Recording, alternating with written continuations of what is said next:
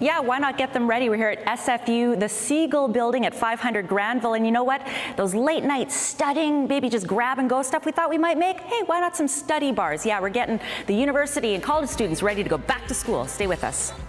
Yeah, exactly. And you know, depending on the campus people are at, they might have different things available to them. Maybe they can use a crock pot. Maybe they have those little one burners. You're going to have to check with your campus. This particular one, you might need a little help from somebody who's got a stove, right? Maybe or an mom. oven. Maybe mom. Why not? So we're making something that is going to get them on the right start and keep them energized. Exactly, or keep them going throughout the day. So what are these that we're making? So we're making some study bars. So we make 4 different kinds. We have kale, hemp, Greek yogurt, and fruit and nut.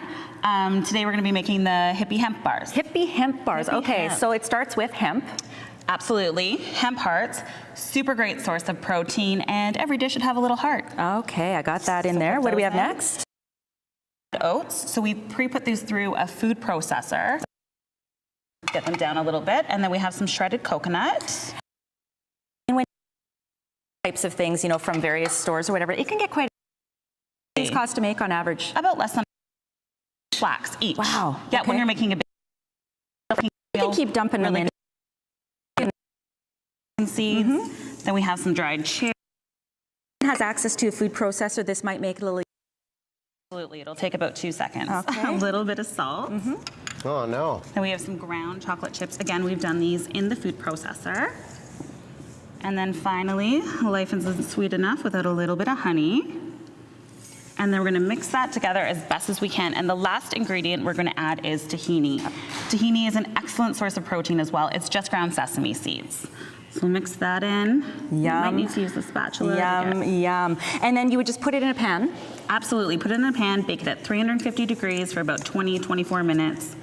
Probably need to get some more of that. That's okay. I'm going to keep making these, but look how delicious these are. For more details and this particular recipe, you can go to the Lazy Gourmet's website. And Riaz, we got lots more throughout the morning. Again, cooking on campus. Yeah, we're helping people get through some campus life. And Shannon, you're putting me to work right now. Grating some cheese. We're doing comfort food. We are. Now for all the students. And again, we should point out too, not everyone has access to something like a hot plate in their campus or on their campus in their dorm, or maybe a crock pot. So check with your campus to see what you're allowed to have. But this is something people can make. Absolutely. So what are we doing? Easy. So we're making 4 cheese, mac and cheese, and we're going to top it with some potato chips. Okay, so what kinds of cheese are we using? So today we're going to use some applewood cheddar that you've just grated.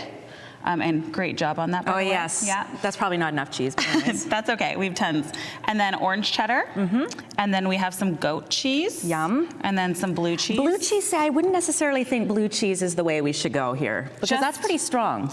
We're just adding a little bit of it, so it's going to be actually quite mild with the amount of other cheeses that we're putting in. Okay. Then we have some boursin. Oh yeah, that's so good. Stuff. Everyone's that's good favorite. Stuff. You know that's going to be good for you.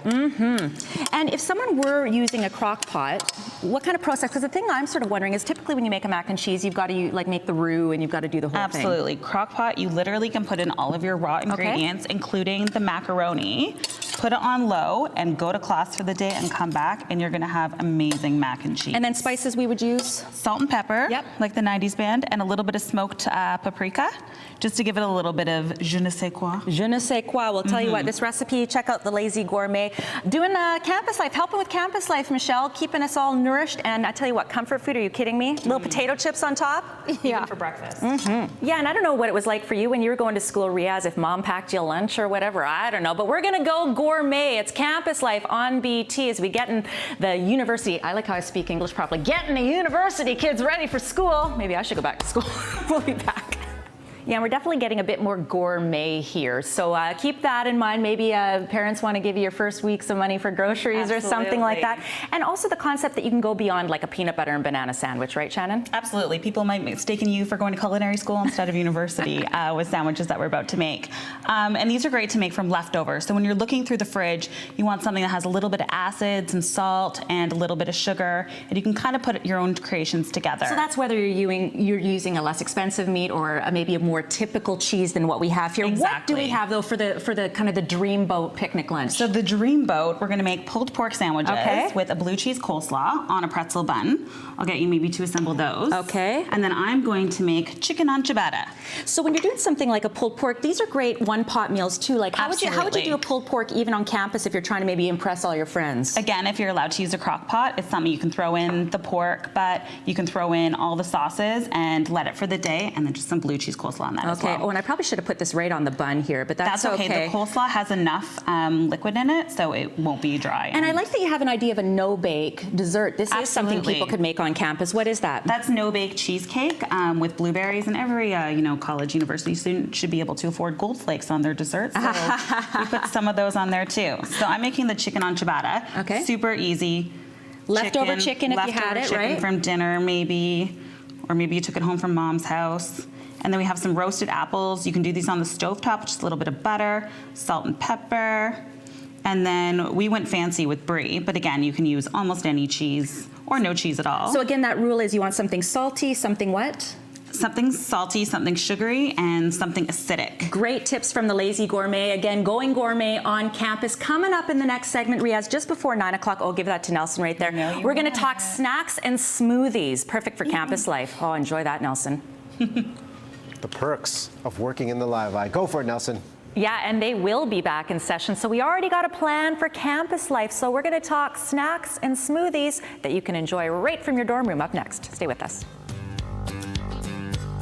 Yeah, it's back to school for secondary education next week. And, from early morning smoothies to snacks for those late night study sessions, there are lots of things that people can actually make potentially in their dorm room, depending on what they're allowed to have, whether it's crock pots or burners or whatever, or in case like this, maybe even a blender. Exactly. Or everyone's allowed a mason jar. Okay. So a couple good mason jar drinks that you can just cap and take with you to class. We're going to do a ginger lemon one and then a watermelon mint. Okay. So watermelon, is this literally just pureed watermelon? Just pureed watermelon in the blender. Okay. Just a little bit of that. That's probably good. Probably good. And then a little pinch of mint. Okay. Do I have to do the slap? Like they do at the bars, right? We've already pressed it, but you can. Just for a little pizzazz. Yeah. And just something that simple. Just top it up with the water and you're done. Beautiful. We've also made a ginger syrup here, just boiled ginger and sugar. A little bit of lemon. This is one of my favorite ones too. If you feel like you're coming down with something, late nights, you tend to get sick. And again, just some soda water. Now you've also got some really great salty snacks that are going to be delicious. What do you have here? Absolutely. How do you make them? Okay, so we have some crispy chickpeas. You can do those in the oven or in a pan, just a little bit of oil, salt and pepper. You might want to put some red chili flakes in there. And we also have some crispy edamame. This is amazing.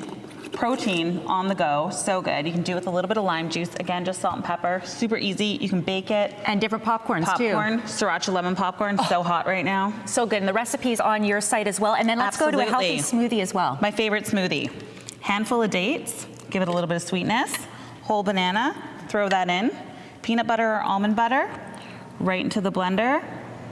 And then top it with almond milk, hemp milk, whatever you want. I choose almond milk. How's that? Is that enough? Yep, that's perfect. Awesome. For time-wise, we're not going to blend it, but obviously you'd blend it until it's a very nice consistency. Absolutely. Thank you so much for keeping our campus students all nourished and hydrated. Riaz, more details and recipes, go to the Lazy Gourmet. Yum, yum.